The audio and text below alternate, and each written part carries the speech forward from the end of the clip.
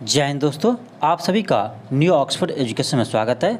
आज हम आप लोग के लिए यानी बीपीएससी शिक्षक भर्ती के लिए आपका न्यू प्रैक्टिस सेट लेकर आए हैं। इसमें आपका 5 ऑप्शन है, यानी आपका 5 ऑप्शन वाले ये आपका फुल टेस्ट होंगे।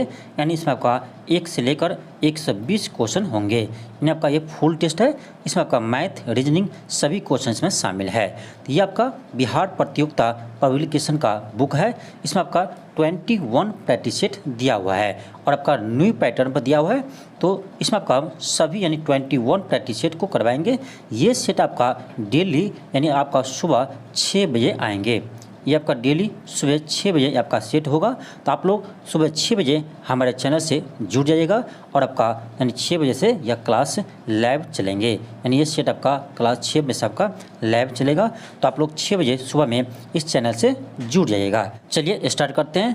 क्वेश्चन फर्स्ट है कि समाजवाद शब्द का प्रथम बार उपयोग करने वाला था। तो ये क्या था आपका रॉबर्ट ओवेन ने। यानी सर्वप्रथम समाजवाद शब्द का प्रयोग रॉबर्ट ओवेन ने किया था 1827 ईस्वी में। इसे आप याद रखिएगा। नेक्स्ट है क्वेश्चन सेकेंड है। क्वेश्चन आपका है कि नाजीवादी का जनक कौन था।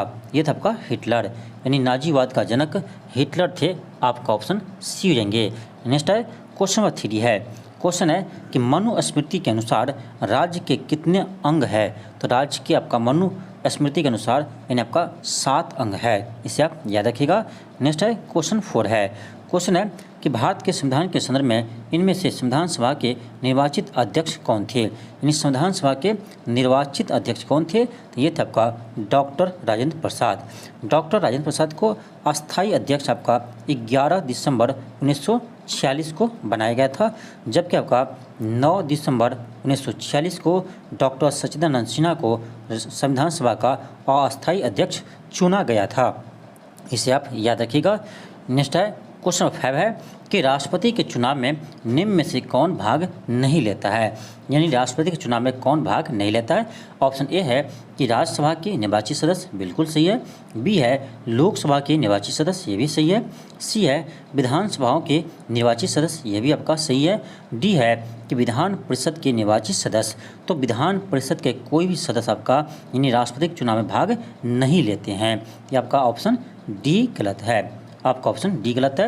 एक चीज़ याद रखिए आपका कि राष्ट्रपति के चुनाव में लोकसभा और राज्यसभा के केवल निर्वाचित सदस्य भाग लेते हैं। ध्यान रखिए, कौन निर्वाचित सदस्य भाग लेते हैं। और आपका सभी राज्यों के विधानसभा के, ध्यान रखिए, सभी राज्यों के विधानसभा के निर्वाचित सदस्य भाग लेते हैं। और इसमें यानी दिल्ली और पांडुचेरी केंद्र शासित प्रदेश के यानी केंद्र शासित प्रदेश के निर्वाचित सदस्य भी भाग लेते हैं। दिल्ली और पांडुचेरी के विधानसभा के निर्वाचित सदस्य भी भाग लेते हैं। तब याद रखिए यानी लोकसभा, राज्यसभा और सभी राज्यों की विधानसभा के निर्वाचित सदस्य राष्ट्रपति के चुनाव में भाग लेते हैं। साथ ही साथ दिल्ली और पांडुचेरी के विधानसभाओं के निर्वाचित सदस्य भी भाग लेते हैं। इसे आप याद रखिएगा। इसका आंसर क्या होगा। तो डी होगा, यानी विधान परिषद के निर्वाचित सदस्य यानी कोई भी सदस्य में भाग नहीं लेता है। इसे आप याद रखिएगा। नेक्स्ट होगा क्वेश्चन नंबर 6 है। क्वेश्चन है कि उच्च न्यायपालिका की पहली मुस्लिम महिला न्यायमूर्ति कौन थी। ये तो आपका न्यायमूर्ति एम फतिमा बीबी। यानी उच्च न्यायालय की पहली मुस्लिम महिला न्यायमूर्ति कौन थी। ये तो आपका न्यायमूर्ति एम फतिमा बीबी।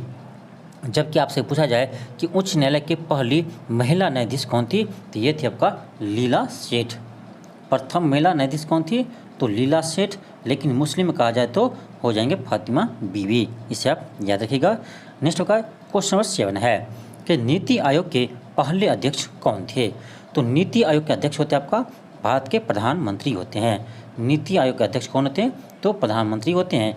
तो नीति आयोग का गठन आपका 1 जनवरी, याद रखिए, 1 जनवरी 2015 को हुआ था। और उस समय आपका भारत के प्रधानमंत्री कौन थे, तो नरेंद्र मोदी थे। तो इस अनुसार आपका यानी नीति आयोग के पहले अध्यक्ष कौन हो गए, तो नरेंद्र मोदी हो गया। इसे आप याद रखिएगा। तो नीति आयोग का स्थापना आपका यानी योजना आयोग को समाप्त करके योजना आयोग के स्थान पर 1 जनवरी 2015 को नीति आयोग की स्थापना हुआ था। और उसके अध्यक्ष यानी देश के प्रधानमंत्री होते हैं। तो उस समय प्रधानमंत्री नरेंद्र मोदी थे, इसीलिए नीति आयोग के प्रथम अध्यक्ष नरेंद्र मोदी हो जाएंगे। और आपका नीति आयोग के कहा जाए, नीति आयोग के प्रथम उपाध्यक्ष कौन थे? नीति आयोग के प्रथम उपाध्यक्ष कौन थे? ये थे आपका अरविंद पगवड़िया। कौन थे? अरविंद पगवड़िया नीति आयोग के प्रथम उपाध्यक्ष थे। जबकि आपका नीति आयोग के प्रथम सीईओ पूछा जाए तो प्रथम सीईओ आपका अमिताभ कांत थे। इससे भी याद रखिएगा। यहाँ से आपका 3 प्रश्न बनता है। एक कि नीति आयोग के प्रथम अध्यक्ष कौन थे? तो नरेंद्र मोदी थे। और नीति आयोग के प्रथम उपाध्यक्ष कौन थे? तो अरविंद पगवड़िया थे। और आपका नीति आयोग के प्रथम सीईओ कौन थे? तो ये थे आपका अमिताभ कांत थे। इसे याद रखिएगा। अभी आपका वर्तमान में कौन है? तो नीति आयोग के वर्तमान में अध्यक्ष अभी भी आपका नरेंद्र मोदी है, लेकिन आपका उपाध्यक्ष क्या है? उपाध्यक्ष कौन है? तो ये आपका के सुमन बेदी है। याद रखिए, अभी नीति आयोग के वर्तमान में उपाध्यक्ष कौन है? तो ये आपका के सुमन बेदी है। इसे आप याद रखिएगा। नेक्स्ट है क्वेश्चन नंबर 8 है। क्वेश्चन है कि भारतीय संविधान के किस भाग में पंचायती राज का वर्णन किया गया है? तो ये है आपका भाग 9 में पंचायती राज का उल्लेख आपका संविधान के भाग 9 में किया गया है। इससे आप ध्यान रखिएगा। पंचायती राज व्यवस्था को यानी 73वां संविधान संशोधन 1992 के द्वारा इसे भारतीय संविधान में जोड़ा गया था। यानी बलवंत राय मेहता समिति के सिफारिश पर 73वां संविधान संशोधन 1992 के द्वारा यानी पंचायती राज को संवैधानिक दर्जा प्राप्त किया था, यानी उसे प्रदान किया था। इससे आप ध्यान रखिएगा। नेक्स्ट है क्वेश्चन नंबर 9 है कि भारत के राष्ट्रपति पद पर निर्वाचित हेतु उम्मीदवार के लिए वांछित न्यूनतम आयु होनी चाहिए। कितनी है? तो देखिए, राष्ट्रपति बनने के लिए आपका न्यूनतम आयु 35 वर्ष है। राष्ट्रपति, उपराष्ट्रपति, राज्यपाल और उपराज्यपाल बनने के लिए आपका न्यूनतम आयु 35 वर्ष चाहिए। जबकि आपका प्रधानमंत्री, मुख्यमंत्री बनने के लिए आपका न्यूनतम आयु 25 वर्ष चाहिए। इसे आप ध्यान रखिएगा। और आपका मुखिया बनने के लिए न्यूनतम आयु 21 वर्ष होनी चाहिए। इसे आप ध्यान रखिएगा।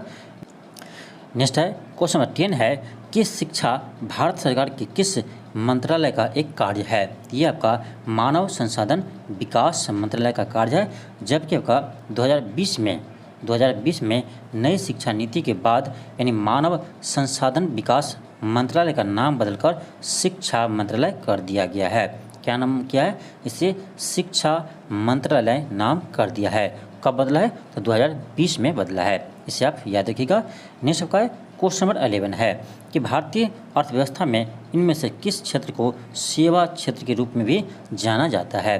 तो तृतीय क्षेत्र को हम सेवा क्षेत्र कहते हैं। तो तृतीय क्षेत्र को हम सेवा क्षेत्र कहते हैं और द्वितीयक क्षेत्र को औद्योगिक क्षेत्र कहते हैं और प्राथमिक क्षेत्र को कृषि क्षेत्र कहते हैं। इससे भी आप ध्यान रखिएगा। नेक्स्ट का क्वेश्चन नंबर 12 है। क्वेश्चन है कि कौन सा सरकार संगठन भारतीय प्रतिभूति बाजार में सक्रिय सभी निवेशकों का एक प्रमुख नियामक है? तो देखिए, प्रतिभूति को नियंत्रण करता है सेबी। प्रतिभूति का नियंत्रण कौन करता है? ये करता है आपका सेबी। सेबी का स्थापना आपका 2 अप्रैल 1988 को हुआ था। इससे आप ध्यान रखिएगा। और सेबी का मुख्यालय आपका मुंबई में स्थित है। इसे भी ध्यान रखिएगा। नेक्स्ट आपका क्वेश्चन नंबर 13 है। क्वेश्चन है कि भारत में पहला बैंक कौन सा था? तो भारत का पहला बैंक है बैंक ऑफ हिंदुस्तान। कौन सा बैंक है? बैंक ऑफ हिंदुस्तान है। इसे आप ध्यान रखिएगा। देखिए, आपका रिजर्व बैंक ऑफ इंडिया है यानी RBI। ध्यान रखिए, RBI का स्थापना आपका हुआ था 1 अप्रैल 1935 को हुआ था। जबकि इसका राष्ट्रीयकरण 1949 में किया गया था। तो RBI का स्थापना 1 अप्रैल 1935 को हुआ था और 1949 में राष्ट्रीयकरण किया गया। जबकि होगा स्टेट बैंक ऑफ इंडिया की स्थापना 1955 में हुआ है। 1955 हुआ है। इसे अभी आप याद रखिएगा। नेक्स्ट है क्वेश्चन नंबर 14 है। क्वेश्चन है कि निम्नलिखित में से किस में परमाणुओं की संख्या अधिकतम होगी? अब देखिए, आपका क्या है? H2O के 18 ग्राम। देखिए, H2O का आपका यानी मॉलिक्यूलर वेट कितना होता है? ये आपका देखिए, हाइड्रोजन हो गया 2 ग्राम, ऑक्सीजन का अर्धेनिक 16 ग्राम, टोटल हो गया 18 ग्राम। यानी आपका H2O का होता है आपका मॉलिक्यूलर वेट होता है आपका कितना? 18 ग्राम होते हैं। देखिए, नंबर ऑफ यानी परमाणु की संख्या हम कैसे निकालते हैं? तो ये आपका होगा यानी नंबर ऑफ मोल्स गुने अणुओं की संख्या आपका 3 है, गुने एवोगाड्रो नंबर होते हैं। देखिए, आपका यहाँ देखा जाए आपका यहाँ कितना मोल है?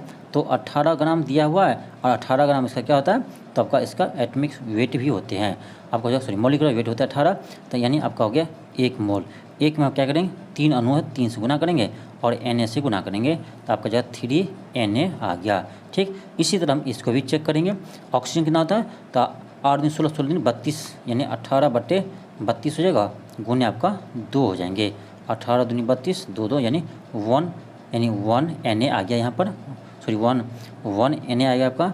यहाँ पर क्या आएगा, यानी 18/44, यानी CO2 का मॉलिक्यूलर वेट 44 होता है, ये गुने आपका हो जाएगा 3 गुने Na हो जाएंगे। ठीक, इसी तरह सबको चेक कीजिएगा, यानी CH4 को भी चेक कीजिएगा, तो 18 यानी इसका हो जाएगा कितना, 16, CH4 का होगा एटॉमिक 16 गुने 4 गुने Na हो जाएंगे।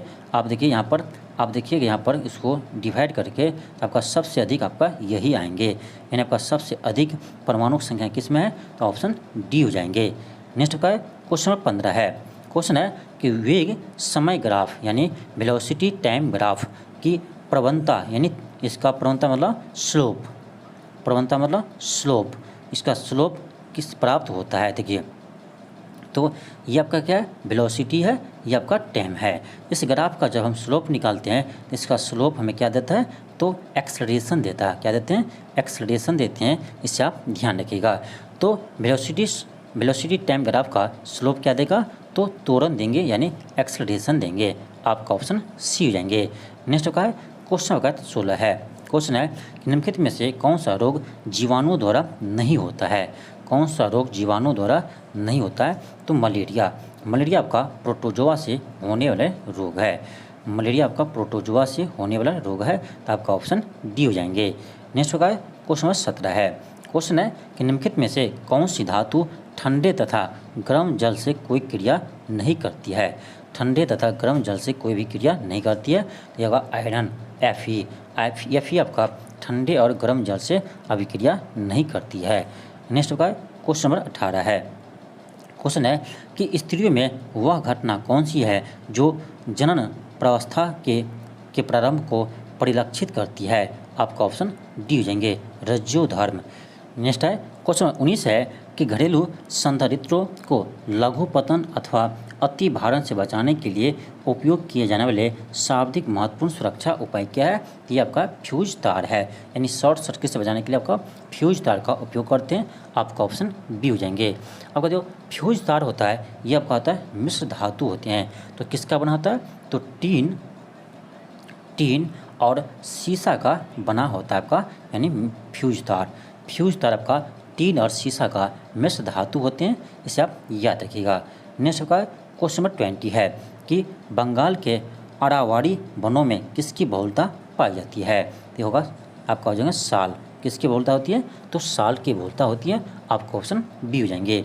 नेक्स्ट का क्वेश्चन 21 है कि सर्किट में बिजली के प्रवाह का पता लगाने के हेतु निम्नलिखित में से किस उपकरण का प्रयोग किया जाता है, यानी सर्किट में बिजली के प्रवाह यानी करंट की पता लगाने के लिए किसका उपयोग करते हैं, तो गैल्वेनोमीटर को यूज करते हैं। करंट का पता लगाने के लिए गैल्वेनोमीटर को यूज करते हैं, जबकि आपका यानी करंट के प्रवाह को मापने के लिए यानी विद्युत धारा की मापने के लिए हम एमीटर का यूज करते हैं। इसे ध्यान रखिएगा, एमीटर का यूज किस में करते हैं, तो विद्युत धारा को मापने के लिए हम एमीटर का यूज करते हैं, लेकिन विद्युत धारा के प्रवाह को पता लगाने के लिए हम गैल्वेनोमीटर का यूज करते हैं। इसे आप याद रखिएगा। और आपका एनीमोमीटर का किस में यूज करते हैं, तो एनीमोमीटर में हम वायु के गति मापने के लिए हम करते हैं। और आपका लैक्टोमीटर है, तो लैक्टोमीटर हम यानी दूध के शुद्धता को मापने के लिए हम लैक्टोमीटर का यूज करते हैं।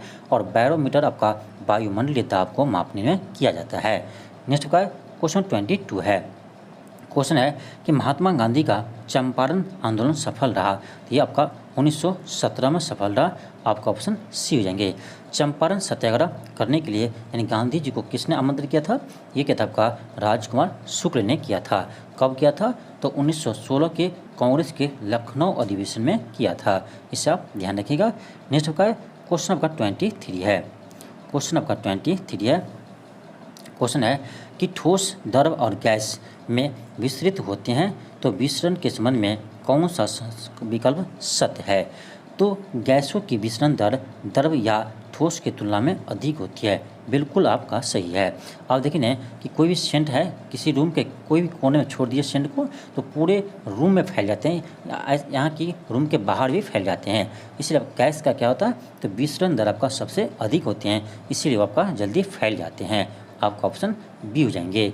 नेक्स्ट का क्वेश्चन आपका 24 है।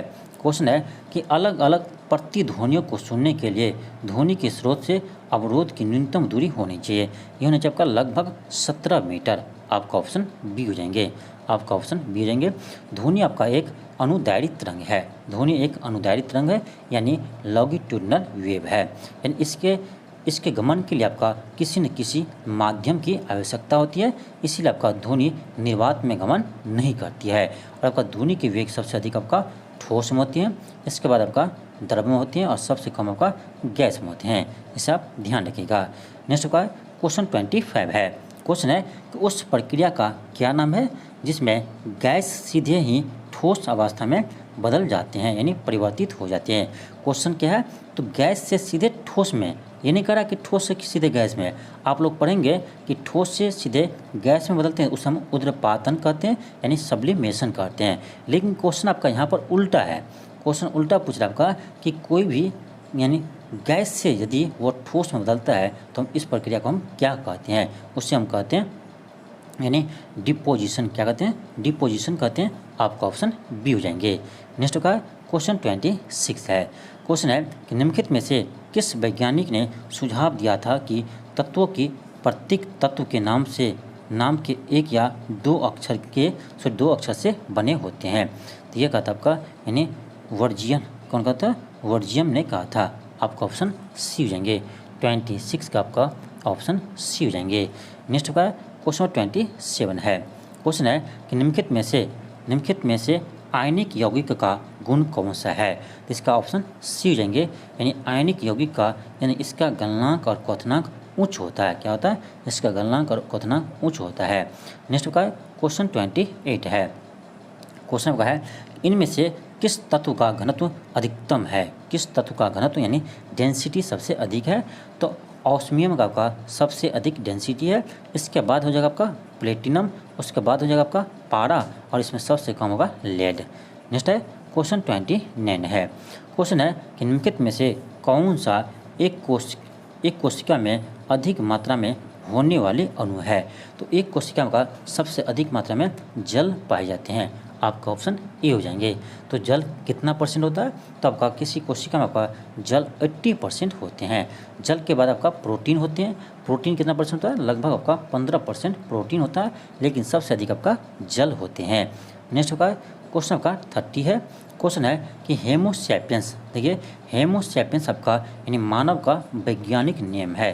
हेमोसैपियंस आपका मानव का वैज्ञानिक नेम है। तो ये क्वेश्चन है कि हेमोसैपियंस शब्द किसके द्वारा दिया गया था। किसके द्वारा दिया गया था, ये दिया था आपका सी लिनियस ने। आपका ऑप्शन ए हो जाएंगे, यानी कार्लेस लिनियस ने दिया था। आपका ऑप्शन ए हो जाएंगे। नेक्स्ट है क्वेश्चन 31 है। क्वेश्चन है कि निम्नलिखित में से कौन सा जीव केसुरुकी नहीं है। क्या होगा, केचुआ। क्या होगा, केचुआ आ जाएंगे। आपका ऑप्शन ए हो जाएंगे। नेक्स्ट है क्वेश्चन 32 है। क्वेश्चन है कि लार्ज एमेलेज के पाचन में मदद करता है, यानी लार्ज एमेलेज के किसके पाचन में सहायता करता है, तो स्टार्च के पाचन में सहायता करता है, यानी एमेलेज स्टार्च के पाचन में सहायता करते हैं। इसे आप ध्यान रखिएगा। नेक्स्ट आपका क्वेश्चन 33 है। क्वेश्चन है नीचे दी गई जीवों में से शीर्ष शिकारी का चयन कीजिए। शीर्ष शिकारी का चयन कीजिए। यह हो जाएगा आपका गरुड़। आपका ऑप्शन ए हो जाएंगे। नेक्स्ट होगा है क्वेश्चन 34 है। क्वेश्चन है कि अवशिष्ट उत्पादन को कम करने का सर्वाधिक प्रभावी समाधान क्या है। आपका ऑप्शन डी हो जाएंगे, मनाही। देखिए इसका इंग्लिश पढ़िएगा तब आपको समझ में आएगा। यानी इसका इंग्लिश होता है रिफ्यूज। क्या होता है, रिफ्यूज होता है, यानी रिफ्यूज करना सबसे प्रभावी है, रिफ्यूज। तो अवशिष्ट के उत्पादन को कम करने का शाब्दिक उपाय क्या है, तो रिफ्यूज करना इस शाब्दिक उपाय है। आपका ऑप्शन क्या होगा, डी हो जाएंगे। नेक्स्ट का क्वेश्चन 35 है। क्वेश्चन है कि एक अध्यापक के लिए चीज़ का अनुकरण, सॉरी चीज़ नहीं बीज होगा, यहाँ थोड़ा मिस्टेक है। क्या होगा, चीज़ नहीं होगा, यहाँ होगा बीज। मिस्टेक है, यहाँ पर सही कर लीजिएगा। यानी एक अध्यापक के लिए बीज का अनुकरण का विषय पढ़ाने के लिए प्रभावित तरीका होगा। प्रभावित तरीका क्या होगा? आपका ऑप्शन सी हो जाएंगे कि विद्यार्थियों से मूंग के बीजों का अनुकरण करने के लिए कहना तथा अपने अवलोकन रिकॉर्ड करने को कहना। आपका ऑप्शन सी हो जाएंगे। नेक्स्ट का क्वेश्चन आपका 36 है कि वैश्विक महामारी के समय में डॉक्टरों ने विटामिन सी से भरपूर ग्रहण करने की मात्रा को बढ़ाने के लिए कहा था।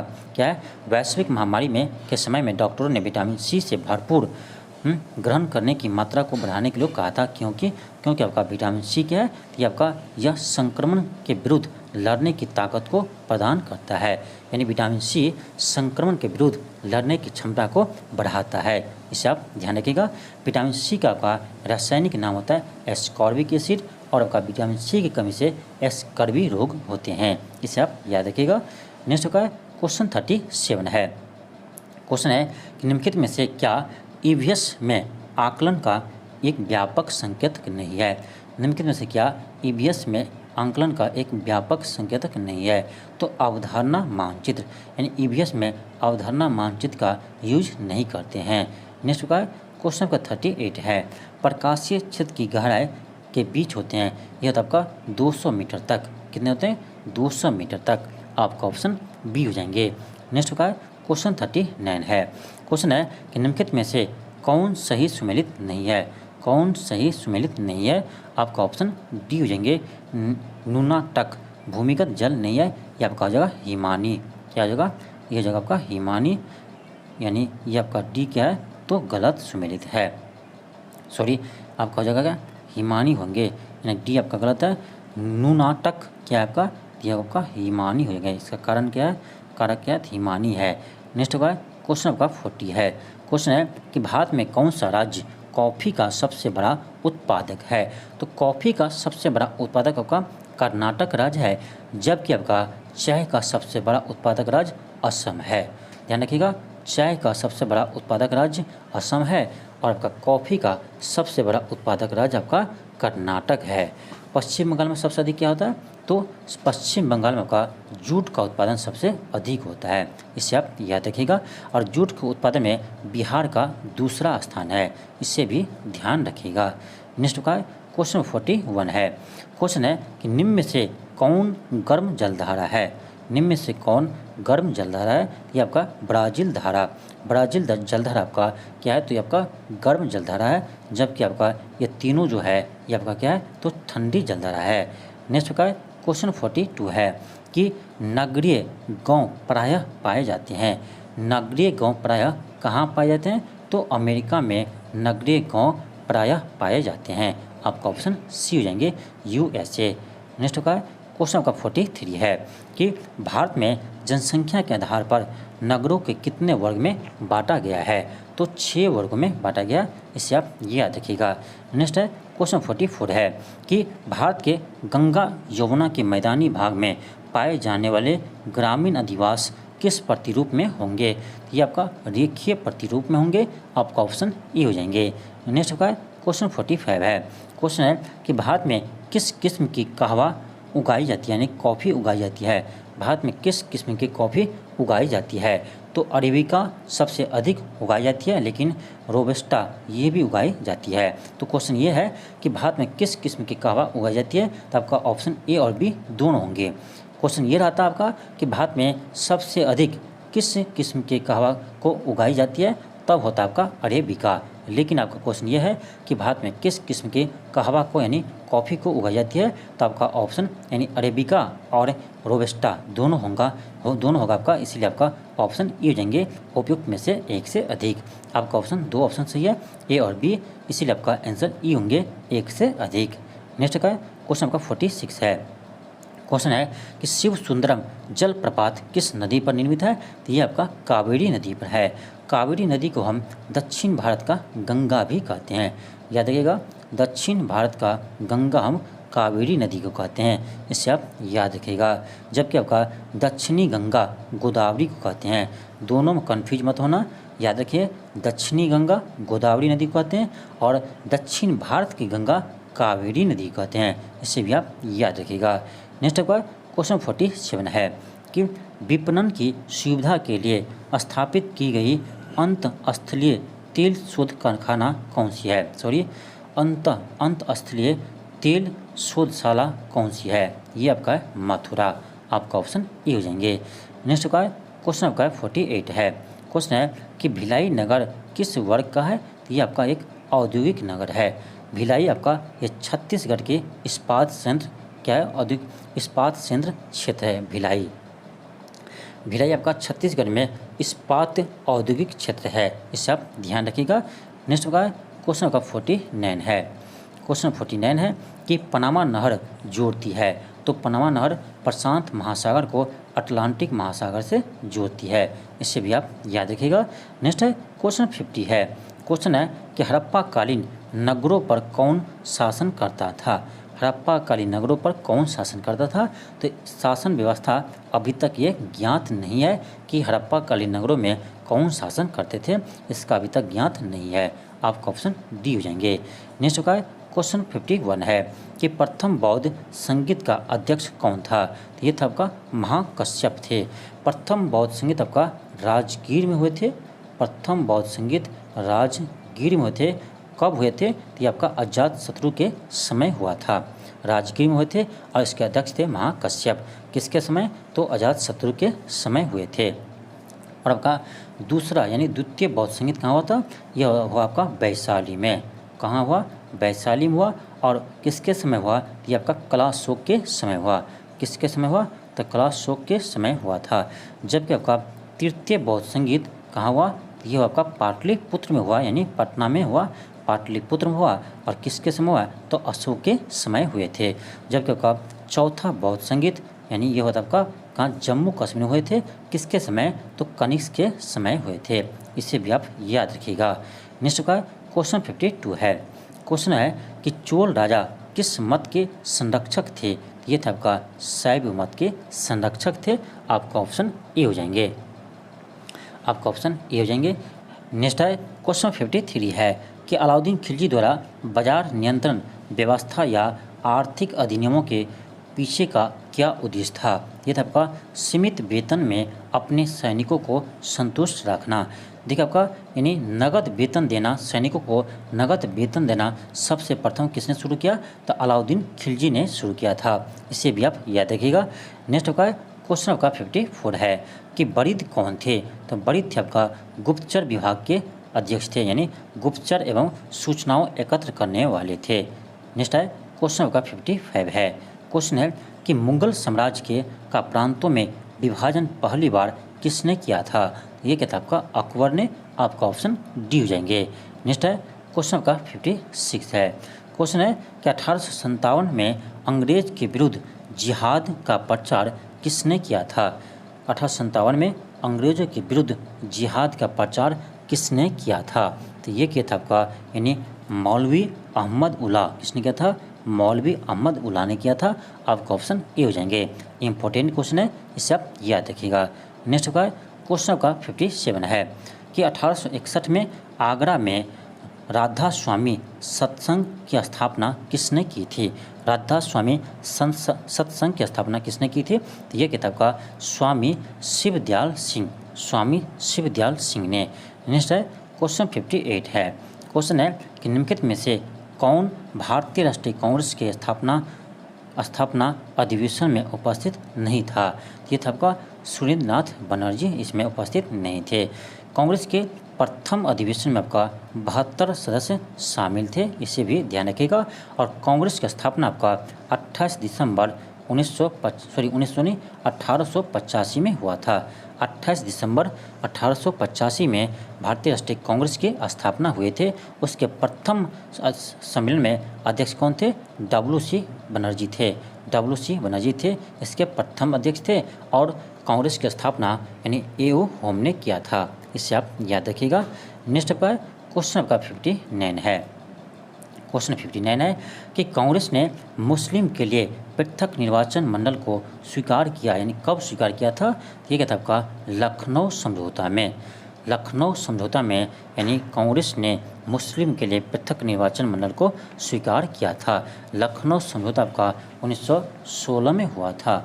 लखनऊ समझौता 1916 में हुआ था, इसे आप ध्यान रखिएगा। और आपका यानी समझौता कराने में यानी मुस्लिम लीग और कांग्रेस में समझौता कराने में एनी बेसेंट और तिलक का बहुत ही योगदान था, इसे भी ध्यान रखिएगा। और यानी लखनऊ समझौता को कांग्रेस लीग समझौता के नाम से भी जाने जाते हैं, इसे आप ध्यान रखिएगा। इसके अध्यक्ष कौन थे? तो आर.सी. मजूमदार इसके अध्यक्ष थे, इसे भी आप ध्यान रखिएगा। नेक्स्ट आपका क्वेश्चन 60 है।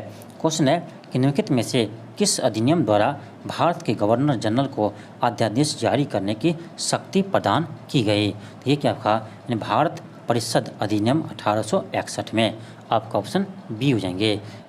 नेक्स्ट है क्वेश्चन 61 है कि सुभाष चंद्र बोस के त्यागपत्र के बाद भारतीय राष्ट्रीय कांग्रेस का अध्यक्ष कौन हुआ? तो ये बने थे आपका डॉक्टर राजेंद्र प्रसाद बने थे।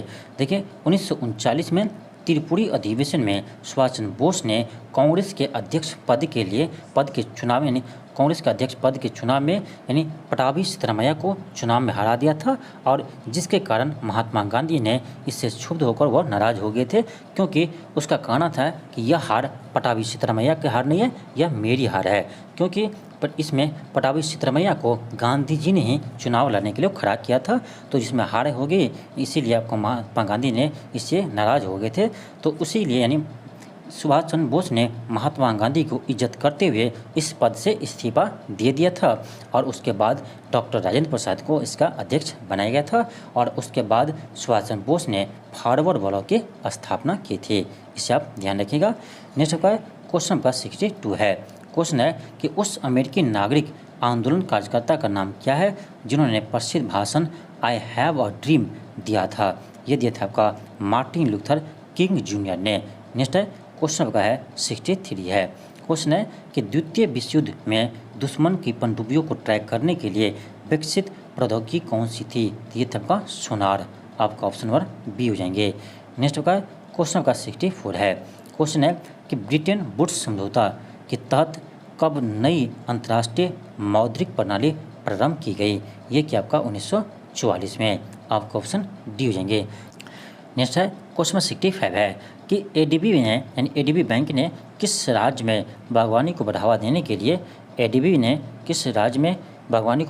लिए 130 मिलियन डॉलर की ऋण को मंजूरी दी है? ये दिया आपका हिमाचल प्रदेश में बागवानी बढ़ावा देने के लिए।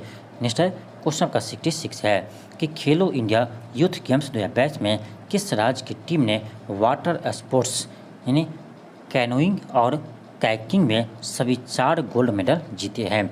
ये दिया आपका मध्य प्रदेश ने जीते हैं। एक चीज़ याद रखिए आपका कि खेलो इंडिया यूथ गेम्स 2022 में आपका मध्य प्रदेश के भोपाल शहर में हुआ था, इसे भी याद रखिएगा। नेक्स्ट है क्वेश्चन 67 है कि ग्लोबल फायर पावर इंडेक्स 2023 में का रैंकिंग के अनुसार भारत की स्थिति क्या है? ये आपका चौथी रैंक है, यानी सैनिक खर्च में आपका भारत का स्थान चौथी रैंक है, इसे आप ध्यान रखिएगा। प्रथम स्थान पर आपका अमेरिका है, दूसरे स्थान पर आपका रूस है, तीसरे स्थान पर आपका चाइना है, और चौथे स्थान पर आपका भारत है, इससे आप याद रखिएगा। नेक्स्ट आपका है कि क्वेश्चन आपका 68 है। क्वेश्चन 68 है कि ऑनलाइन गेमिंग से संबंधित मामलों के लिए किस केंद्रीय मंत्रालय ने नोडल मंत्रालय के रूप में मंजूरी दी है? किस केंद्रीय मंत्रालय को नोडल मंत्रालय के रूप में मंजूरी दी है? तो ये दिया आपका यानी ऑप्शन आपका हो जाएगा ऑप्शन सी हो जाएंगे कि इलेक्ट्रॉनिक्स और आईटी मंत्रालय को, आपका ऑप्शन सी हो जाएंगे।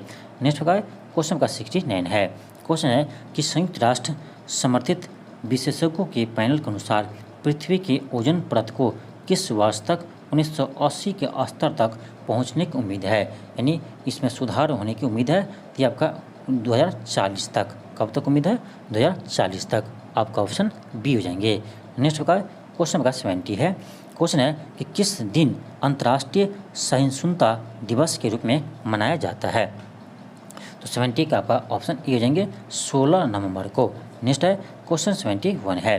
क्वेश्चन है कि 5 दिसंबर 2022 को सतत खेती के लिए मृदा स्वास्थ्य प्रबंधन पर सम्मेलन का उद्घाटन किसने किया था? ये किताब का केंद्रीय कृषि मंत्री नरेंद्र सिंह तोमर ने, आपका ऑप्शन सी हो जाएंगे। नेक्स्ट होगा क्वेश्चन का 72 है कि दुनिया की पहले दुनिया की पहले इंट्रानेजल कोविड वैक्सीन का क्या नाम है? आपका ऑप्शन सी हो जाएंगे इनकोवैक। क्या नाम है? तो इसका नाम है इनकोवैक। इनकोवैक नाम है इसका। क्या नाम है? इनकोवैक नाम है। आपका ऑप्शन सी हो जाएंगे। नेक्स्ट होगा क्वेश्चन 73 है कि बिज्जक नामक पाठ किसकी रचनाओं का संकलन है? बिज्जक नामक पाठ किसकी रचनाओं का संकलन है? तो ये है आपका यानी कबीर के। किसकी रचना है? तो कबीर की रचनाओं का संकलन है। नेक्स्ट होगा क्वेश्चन नंबर 74 है the ideas of justice. The ideas of justice किसके द्वारा लिखी गई है? तो ये लिखी आपका अमर्त्य सेन ने। आपका ऑप्शन सी हो जाएंगे। नेक्स्ट होगा क्वेश्चन नंबर 75 है। क्वेश्चन है कि सीवी रमन के योगदान का स्मरण उत्सव मनाने के लिए यानी स्मरण के रूप में मनाने के लिए राष्ट्रीय विज्ञान दिवस कब मनाया जाता है? तो 28 फरवरी को मनाए जाते हैं। यानी सीवी रमन के जन्मदिन पर 28 फरवरी को यानी राष्ट्रीय विज्ञान दिवस मनाए जाते हैं। सीवी रमन को 1930 ईस्वी में नोबेल पुरस्कार मिला था। इसे आप याद रखिएगा। नेक्स्ट होगा क्वेश्चन होगा 76 है कि भारत के सर्वोच्च साहित्यिक पुरस्कारों में से एक ज्ञानपीठ पुरस्कार की शुरुआत किस वर्ष हुई थी? ज्ञानपीठ पुरस्कार की शुरुआत किस वर्ष हुई थी? तो 1961 में हुई थी। आपका ऑप्शन ए हो जाएंगे। नेक्स्ट का क्वेश्चन आपका 77 है कि ओलंपिक पदक जीतने वाली पहली भारतीय महिला कौन है? जीतने वाली पहली भारतीय महिला कौन है? तो ये आपका कर्णम मल्लेश्वरी है। कौन है? कर्णम मल्लेश्वरी है। आपके लिए क्वेश्चन है कि बताना है कि ओलंपिक में पदक जीतने वाले प्रथम भारतीय कौन है? ये क्या है कि ओलंपिक पदक जीतने वाले प्रथम भारतीय महिला कौन है? तो ये आपका है कर्णम मल्लेश्वरी। आपके लिए क्वेश्चन यह है कि आपको ये बताना है कि ओलंपिक में पदक जीतने वाले प्रथम भारतीय कौन है, यानी पुरुष में बताना है कि प्रथम भारतीय कौन है। इसका जवाब आप कमेंट बॉक्स में ज़रूर दीजिएगा। नेक्स्ट होगा क्वेश्चन 78 है कि भारतीय खिलाड़ी लक्ष्य सेन एक खिलाड़ी है। लक्ष्य सेन आपका किसका खिलाड़ी है? तो लक्ष्य सेन आपका बैडमिंटन का खिलाड़ी है। आपका ऑप्शन नंबर डी हो जाएंगे, बैडमिंटन का खिलाड़ी है। नेक्स्ट आपका क्वेश्चन आपका 79 है। क्वेश्चन आपका है कि मंगलयान मिशन को किस रॉकेट से लॉन्च किया गया था? मंगलयान मिशन को किस रॉकेट से लॉन्च किया था? तो ये क्या था आपका PSLV C-25। किससे लॉन्च किया था? PSLV C-25 से मंगलयान को लॉन्च किया था। आपके लिए क्वेश्चन है जो हाल ही में आपका चंद्रयान 3 लॉन्च किया है वह किस व्हीकल से लॉन्च किया है, किस रॉकेट से लॉन्च किया है? इसका जवाब आपको कमेंट बॉक्स में देना है। इसका जवाब आप जरूर कमेंट बॉक्स में दीजिएगा। नेक्स्ट होगा क्वेश्चन 80 है कि निम्नलिखित में से कौन सा देश ब्रिक्स समूह का ब्रिक्स ग्रुप का सदस्य नहीं है? देखिए ब्रिक्स तो BRICS, B फॉर ब्राज़ील यानी इसका सदस्य कौन है? ब्राज़ील, R फॉर रूस, I for India, C for China, S for south Africa. तो ब्राज़ील, रूस, भारत, चाइना और साउथ अफ्रीका इसके सदस्य है। तो नाम से ही क्लियर है। तो आपका इसमें देख लीजिए कौन नहीं है? तो इंडोनेशिया नहीं है, यानी ब्रिक्स का सदस्य इंडोनेशिया नहीं है। नेक्स्ट का क्वेश्चन का 81 है। यहाँ से आपका मैथ और रीजनिंग का क्वेश्चन स्टार्ट होता है। तो आपका क्वेश्चन 81 है। क्वेश्चन है कि कथन आपका दिया है कि इमारत की बाहरी दीवारों में कई दरारें हैं जिनकी मरम्मत दीवार की पेंटिंग शुरू होने से पहले की जानी चाहिए, जिसके बाद में रिसाव जैसी समस्या का सामना न करना पड़े। ये आपका क्या कथन है? इससे आपको निष्कर्ष निकालना है। धारणा 1 है कि बाहरी दीवारों को पेंट करने से रिसाव की समस्या हो सकती है। ये आपका गलत है। सेकेंड है कि बाहरी दीवारों में दरारें के कारण रिसाव की समस्या हो सकती है। ये आपका सही है। ये पढ़ने से हमें क्या पता चला कि बाहरी की दीवार में क्या है? दरार है जिसके कारण रिसाव हो सकती है। आपका यानी 2 क्या है? सही है। धारणा 2 सही है, 1 आपका गलत है। ऑप्शन आपका बी हो जाएंगे, केवल धारणा 2 निहित है। नेक्स्ट आपका क्वेश्चन आपका 82 है। 82 में देखिए आपका यहाँ क्या है? तो 40 है। यहाँ 40 कैसे आया होगा? तो आप क्या कीजिए, इस तीनों को क्या कीजिए? मल्टीप्लाई कर दीजिए, तीनों का गुना कर दीजिए, यानी आपका आ जाएगा 5 × 4 × 2 यानी 5 × 20 दूनी 40। आपका क्या आ गया? ये बीच वाला आ गया। इसी तरह आप क्या कीजिए, यहाँ भी तीनों गुना कीजिए तो आपका आ जाएगा 3 × 9 9 पंचे 45, यहाँ भी आपका क्या है 45 आया। इसी तरह हम यहाँ भी करेंगे, इस तीनों क्या कीजिए मल्टीप्लाई कर दीजिए, गुना कीजिए तीनों को, तो 4 गुने 1 गुने 6, तो 6 चौका आपका 24 आ गया, यानी आपका ऑप्शन नंबर ये आ जाएंगे, क्या आएगा यहाँ पर 24 आएंगे। नेक्स्ट है क्वेश्चन नंबर 83 है। क्वेश्चन कह रहा है कि निम्नलिखित आकृतियों में से कौन सी आकृति सुंदर औरत और माताओं के बीच संबंध को दर्शाते हैं। देखिए ये आपका औरत के अंदर क्या आ जाएंगे, ये औरत है तो आपका औरत के अंदर आ जाएंगे माताएं, क्योंकि आपका सभी माताएं औरत तो है ही, यानी आपका माताएं आ जाएंगे। और आपका क्या सुंदर है, तो सुंदर है तो यानी आपका यानी कुछ माताएं और कुछ औरत हो सकते सुंदर हो, तो आपका सुंदर यहाँ आ जाएंगे। तो सुंदर आप देख लीजिए कौन सा आपका रिलेशन सही है, आपका ऑप्शन नंबर ए आ जाएंगे, ऑप्शन आपका ए आ जाएंगे। नेक्स्ट आपका क्वेश्चन आपका 84 है। आप देख सकते हैं आपका कितना लंबा क्वेश्चन है। क्वेश्चन है आपका आसान, लेकिन इसको अरेंज करने के लिए आपको समय चाहिए। तो इस क्वेश्चन का आपका हम सोल्यूशन यानी इसके सोल्यूशन का PDF हम टेलीग्राम पर अपलोड कर देंगे इस क्वेश्चन के साथ। तो क्वेश्चन के साथ इसके सोल्यूशन भी मिल जाएंगे। तो यहाँ पर आप 84 यानी इस क्वेश्चन का सोल्यूशन देख लीजिएगा। फिलहाल हम इसका आंसर बता देते हैं, आपका 84 का आपका आंसर डी हो जाएंगे, 84 का ऑप्शन डी हो जाएंगे।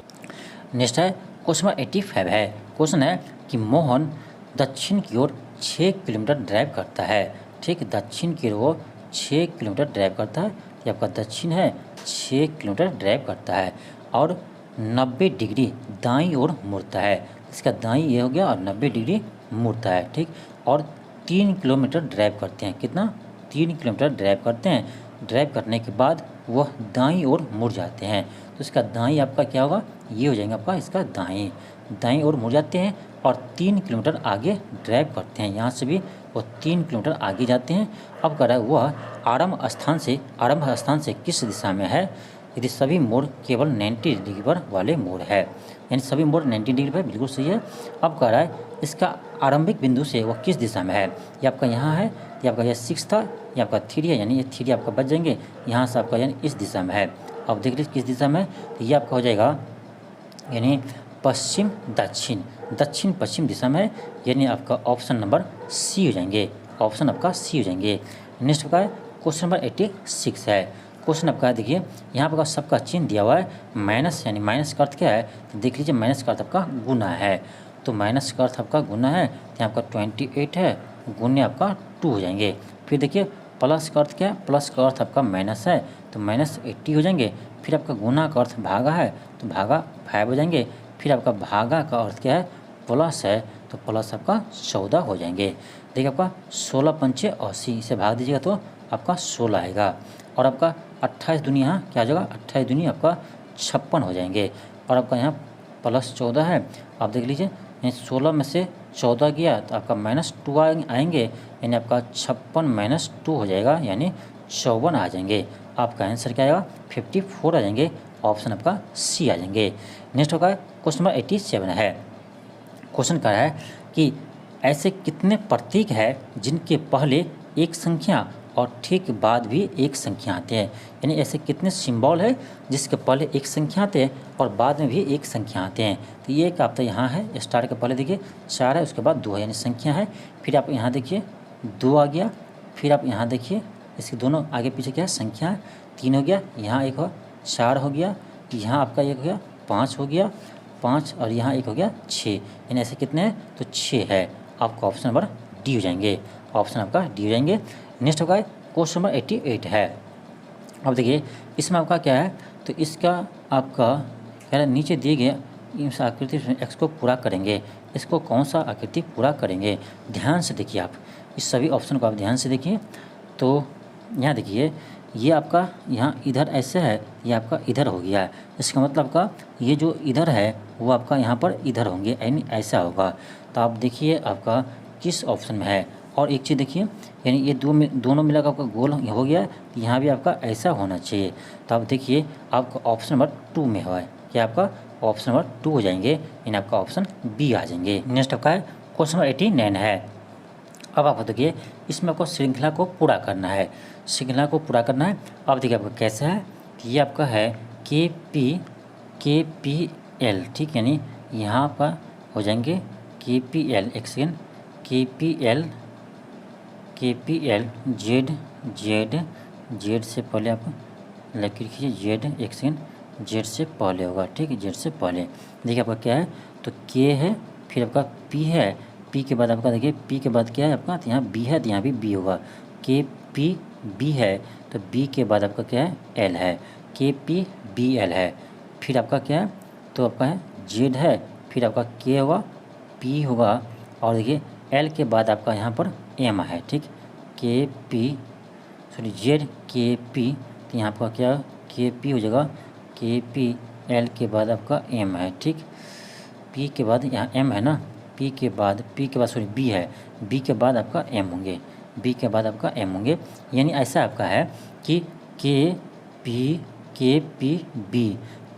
बी आपका क्या है, रिपीट है सभी में, के पी बी आपका क्या है, रिपीट है, तो के पी बी आपका रिपीट है, और एल यहाँ देखिए फिर आपका क्या हो, के पी बी, फिर देखिए यहाँ एम कैसे है, तो एल के बाद अब एल के बाद एम आया है, एम के बाद आपका अब देखिए फिर आपका क्या है, के पी बी, ठीक, के पी बी एल, ठीक, फिर आपका जेड के जेड के बाद के बाद पी के बाद आपका होगा बी के बाद एम है, एम कैसे है, तो एल के एक प्लस करेंगे तो आपका एम आ जाएंगे, ठीक, इसी तरह का आपके आगे भी चला है, जेड के पी बी ये आपका कांस्टेंट है, यानी सभी जगह आपका जेड के पी बी है, इसके बाद आपका एक क्या आ रहा तो बढ़ रहा है, एल के बाद आपका एम आ रहा है, एम के बाद आपका एन आएंगे, इसी तरह आपका है, तो आपका ऑप्शन नंबर सी देखिएगा, आपका ऑप्शन नंबर सी आ जाएंगे, आप ऑप्शन नंबर सी को चेक कीजिएगा, आपका ऑप्शन नंबर सी आ जाएंगे, ठीक। नेक्स्ट आपका क्वेश्चन आपका 90 है, क्वेश्चन आपका 90 है, क्वेश्चन है कि 3 कथन दिया है, चलिए देखते हैं क्वेश्चन क्या है आपका, क्वेश्चन नंबर 90 क्या है, देखिए क्वेश्चन नंबर 90 आपका क्वेश्चन दिया है कि सभी ब्लेजर डंगरी है, सभी ब्लेजर डंगरी है, तो देखिए आपका सभी ब्लेजर, यानी ब्लेजर के लिए हम शॉर्ट में बी लिखते हैं, ठीक, सभी ब्लेजर डंगरी है, तो डंगरी हो जाएगा आपका, सभी ब्लेजर डंगरी है, डंगरी आपका बाहर हो जाएंगे, तब को तो आपका होगा सभी ब्लेजर डंगरी हो जाएंगे, ठीक, डंगरी बाहर है, फिर कह रहा है कोई भी डंगरी स्कॉर्फ नहीं है, तो स्कॉर्फ नहीं है, कोई नहीं, कोई भी डंगरी आपका स्कॉर्फ नहीं है। अब कह रहा है आपका कि सभी पजामा डंगरी है, तो हो सकता है आपका पजामा आपका ऐसा हो, सभी पजामा आपका पंजामा भी डंगरी में है, तो सभी पजामा क्या हो, डंगरी हो, ऐसा भी हो सकता है, या आपका ऐसा भी हो सकता है पजामा, ठीक। निष्कर्ष देखिए क्या है, कह रहा है कोई भी ब्लेजर स्कॉर्फ नहीं है, ये तो बिल्कुल आपका सही है। सेकंड है कोई भी ब्लेजर पजामा नहीं है, देखिए कोई भी ब्लेजर पजामा नहीं है, ये हम नहीं कर सकते, है भी नहीं भी हो सकता है, क्योंकि आपका ये यानी क्लियर नहीं किया है, तो आपका 2 तो नहीं हो सकता है। 3 है कि कुछ ब्लेजर पजामा है, यह भी हम नहीं कर सकते क्योंकि आपका ये दोनों में क्लियर नहीं किया है, यानी आपका 2 भी गलत है, 3 भी गलत है, केवल आपका 1 सही है, तो आपका ऑप्शन नंबर क्या होगा, ऑप्शन नंबर आपका यानी सी हो जाएंगे, ऑप्शन नंबर सी हो जाएंगे, केवल 1 निष्कर्ष पालन करता है। नेक्स्ट आपका क्वेश्चन 91 है, क्वेश्चन 91 है, अब देखिए आपका ये कथन दिया हुआ है, कथन आपका ये दिया हुआ है, इसमें आपको देखना है कौन सा सही है। क्वेश्चन कह रहा है कि कथन के आधार पर कौन सा सत्य नहीं है, क्वेश्चन कह रहा है कि कौन सा निष्कर्ष कथन के आधार पर सत्य नहीं है, यानी सही नहीं है।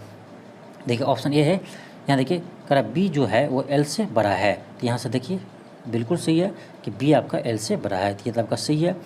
बी है कि एल एम से छोटा है, यहाँ से हम कह सकते हैं आपका कि एल एम से आपका छोटा है, ये भी आपका सही है। सी आपका है कि एफ के से बड़ा है, एफ आपका के से बड़ा है, यहाँ से हम कह सकते हैं आपका कि एफ क्या है, के से आपका बड़ा है, बिल्कुल सही है। डी है कि पी बराबर के है, पी बराबर के है, ये हम नहीं कर सकते हैं कि पी बराबर का के है, आपका ऑप्शन नंबर डी क्या है, तो आपका गलत है, यानी आपका ऑप्शन नंबर डी ही इसका आंसर हो जाएंगे, क्योंकि क्वेश्चन करा है कि इसके आधार पर कौन सा सत्य नहीं है यानी असत्य है, तो आपका ऑप्शन डी हो जाएंगे। नेक्स्ट होगा क्वेश्चन आपका 92 है, क्वेश्चन करा है कि स्पंदन क्या है, स्पंदन राजू की बहन है, स्पंदन का एस से शॉर्ट में लिखते हैं, कोई नहीं, राजू के बहन है। राजू के लिए हम शॉर्ट में SR लिखते हैं। इसके कौन है? तो बहन है, राजू की बहन है।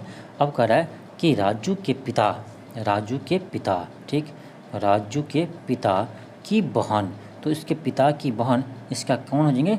तो यानी राजू का बुआ हो जाएंगे, राजू का बुआ हो जाएंगे। तो कह रहा है कि राजू के पिता की बहन का स्पंदन से क्या संबंध है? तो देखिए, तो स्पंदन भी इसके कौन है? बहन है। जब इसके बुआ है तो इसके बहन के भी ये कौन होंगे? तो बुआ ही होंगे। यानी आपका ऑप्शन नंबर डी आ जाएंगे, ऑप्शन आपका डी आ जाएंगे। नेक्स्ट आपका क्वेश्चन आपका 93 है। क्वेश्चन कर रहा है कि इस शब्द में ऐसे कितने अक्षर है कि जिनके बीच उस शब्द में उतनी अक्षर है जितने उनके वर्णमाला के बीच होते हैं। देखिए यहाँ देखिए आपका यहाँ देखिए एन के बाद आपका ओ होता है। यहाँ भी आपका गैपिंग बीच में क्या है? तो 0 का है, तो वहाँ भी आपका 0 गैपिंग होता है, एन के बाद आपका ओ होते हैं। यानी आपका यहाँ 1 हो गया, 1 आपका मिल गया, ठीक, 1 आपका मिल गया, 1 आपका मिल गया, ठीक। फिर आपका है डी के बाद देखिए डी के बाद EFGHI, यानी आपका डी के बाद आपका आई के बीच में इतना ही गैप है, तो यानी आपका यहाँ भी होगा, तो 2 आपका हो गया, ठीक, 2। उसके बाद देखिए आपका ए के बाद देखिए ABCD, यानी इसके बीच भी इतना ही गैप है, यानी ऐसे 3 पेड़ है। आपका ऑप्शन बी हो जाएंगे। ऐसे कितना है? तो 3 है, ठीक। नेक्स्ट होगा क्वेश्चन आपका है 94 है। क्वेश्चन है कि मत्स्य झुंड का संबंध मछली से है, उसी प्रकार कॉलोनी का संबंध किससे है? तो चींटी से है। कॉलोनी का संबंध आपका चींटी से है। नेक्स्ट आपका है क्वेश्चन आपका ये क्वेश्चन 95 है। इसमें देखिए आपका एक प्रतीक दिया है और इसका कूट दिया है, लेकिन आपका ये 3 कंडीशन दिया हुआ है। अब तीनों कंडीशन को पढ़िए। इसमें जो आपका दिया है, देखिए आपका कोड जो दिया है, इस कोड के अनुसार इसमें आपका केवल कंडीशन 3 यहाँ पर अप्लाई होता है। आप पढ़ लीजिएगा सभी कंडीशन को, आपका केवल 3 यहाँ पर अप्लाई होता है। कंडीशन 3 में क्या है? यदि प्रश्न में कोई भी ऐसी संख्या है जिसके ठीक पहले एक आभास संख्या है, तो प्रश्न में आने वाली पहली और अंतिम संख्याओं को कूट को आपस में बदल जाना चाहिए। अब देखिए, अब इसमें देखिए क्या करा था कि कोई भी संख्या के बाद क्या हो? आभास संख्या हो। कोई भी संख्या के बाद क्या हो? आभास संख्या हो। अब देखिए इसमें देखिए आपका यानी क्या है? आपका 7 है, आपका 9 है। तो 7 के बाद आपका 9 है, 7 भी आपका आभास संख्या है और 9 भी आपका आभास संख्या है। तो हम क्या करेंगे? इसमें क्या करा कि पहली कोड को लास्ट वाले कोड से क्या करें? बदल देंगे। यानी इस कोड को कैसे लिख सकते हैं हम? तो आपका जो होगा 3 9, ये आपका ऐसा है 3 9, फिर ये है, फिर आपका 8 है, फिर आपका परसेंटेज है और इसके बाद आपका हज है और आपका 7 3 जगह क्या आ जाएगा? 7 आ जाएगा। अब क्या करना? इसका आपको कोडिंग करना है, ठीक। इसको आप कोडिंग को लिखना है। देखिए तो 3 का कोड देखिए क्या है? 3 का कोड आपका क्या है? यहाँ देखना पड़ेगा 3 का कोड क्या है। तो 3 का कोड आपका क्या? जे है। क्या है? तो जे है।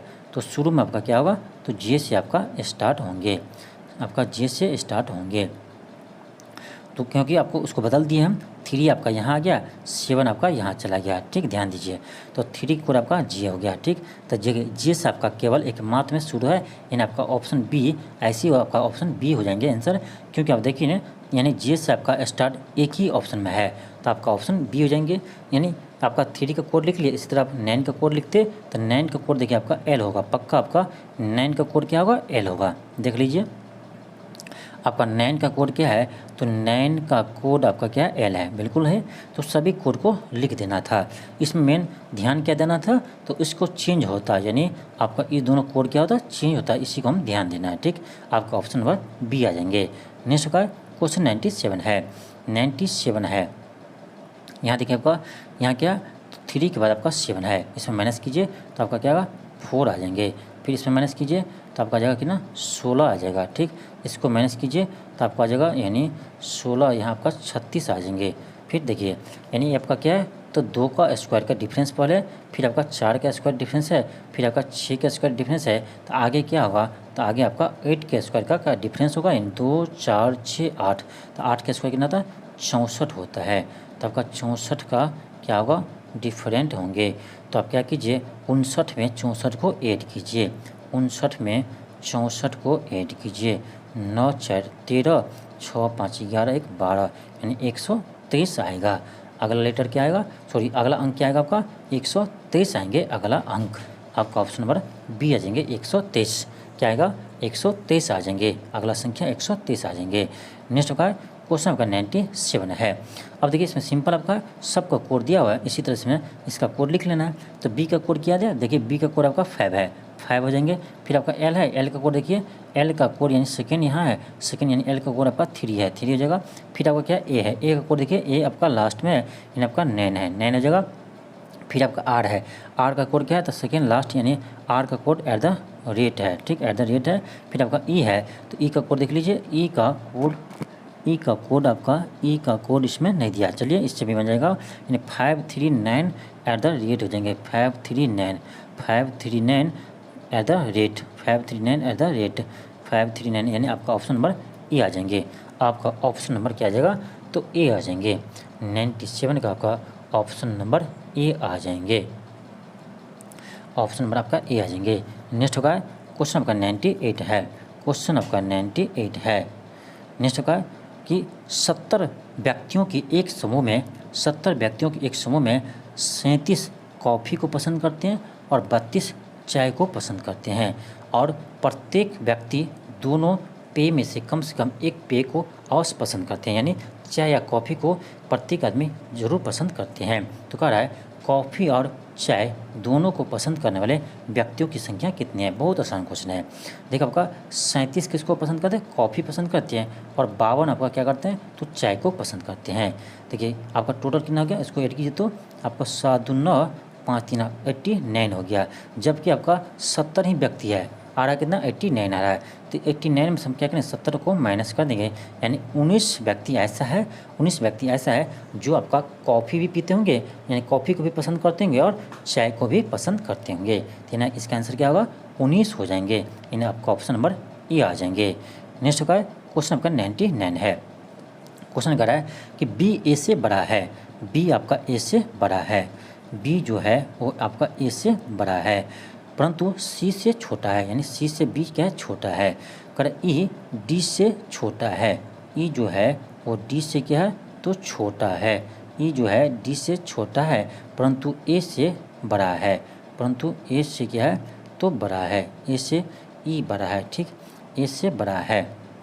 अब कह रहा है कि यदि सी आयु में डी से छोटा है, सी जो है वो डी से क्या है, छोटा है, सी जो है आपका डी से छोटा है, यानी डी आपका यहाँ होगा, यानी इसके बाद आपका डी के बाद क्या है, एक सेकेंड, डी के बाद आपका ई है, एक मिनट आपका डी के बाद क्या होगा, ई है, डी यहाँ होगा, डी के बाद आपका क्या है, इसे ई है, ई यानी ई डी से छोटा है लेकिन ए से बड़ा है, ये होगा।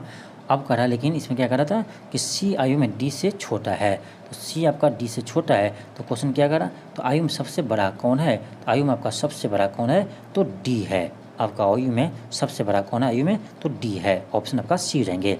नेक्स्ट होगा क्वेश्चन 100 है। इसमें क्या कर रहा है, इसमें कह रहा है आपका कि 3 के विपरीत यानी 3 के सम्मुख यानी विपरीत कौन सा संख्या यानी कौन सा अंक आएंगे। तो अब देख लीजिए 3 के विपरीत आपका कौन सा आएगा, 3 का विपरीत आपका कौन से आएंगे। यहाँ देखिए आपका एक सेकंड, इस दोनों में देखिए, आपका इस दोनों में देखना है। देखिए आपको यहाँ क्या है, 4 है, यहाँ आपका 4 है, यहाँ 1 है, यहाँ 1 है। जब आपका दो फलक में संख्या क्या हो, सेम हो, तो इसका मतलब तीसरी फलक का क्या होता है, तीसरी फलक की संख्या एक दूसरे के विपरीत होते हैं। यानी 2 का विपरीत क्या आ गया, यहाँ से 5 आ गया, 2 के विपरीत आपका 5 आ गया। और अब क्या कीजिए, 2 का विपरीत आपका 5 आ गया, ठीक, 2 का विपरीत आपका 5 आ गया। एक चीज़ इसको देखिए, इस दोनों में देखिए तो आपका क्या है, 5 मिल रहा है, यहाँ आपका 5 कॉमन है, फिर आपका 6 कॉमन है, 6 कॉमन है। इसका मतलब क्या, कौन बच गया, तो आपका बच गया 3 और 4 है। इसका मतलब 3 के विपरीत कौन है, तो 4 है, 3 के विपरीत कौन है, 4 है। आपको यही बताना था कि 3 के सम्मुख कौन है, तो 4 है, यानी आपका ऑप्शन नंबर सी आ जाएंगे, ऑप्शन आपका सी आ जाएंगे। नेक्स्ट होगा क्वेश्चन नंबर 101 है। क्वेश्चन कह रहा है यदि किसी त्रिभुज के 2 कोणों का माप 60 डिग्री और 80 डिग्री है तो त्रिभुज के तीनों कोण का माप क्या होंगे, तीसरे कोण का माप क्या होंगे, त्रिभुज के तीसरे कोण के माप क्या होंगे। आपको पता होगा कि किसी भी त्रिभुज के तीनों कोण का माप का योग क्या होता है 180 होते हैं। तीनों कोणों के योग का कितना होता है 180 होते हैं। तो आपका एक कोण दिया है कितना 60, दूसरा दिया है 80, तो आपका तीसरा आराम से निकल जाएगा। क्या कीजिएगा 8 6 14 140 हो गया। सी बराबर क्या होगा 180, यानी सी बराबर 180 माइनस 40 हो जाएंगे। सी बराबर 180 माइनस 140 हो जाएंगे, यानी तीसरा कोण कितना आएगा तो 40 डिग्री आ जाएंगे, यानी आपका ऑप्शन नंबर डी आ जाएंगे। ऑप्शन आपका डी आ जाएंगे। नेक्स्ट आपका क्वेश्चन नंबर 102 है। क्वेश्चन है कि एक वस्तु के मूल्य में 20% की वृद्धि की जाती है।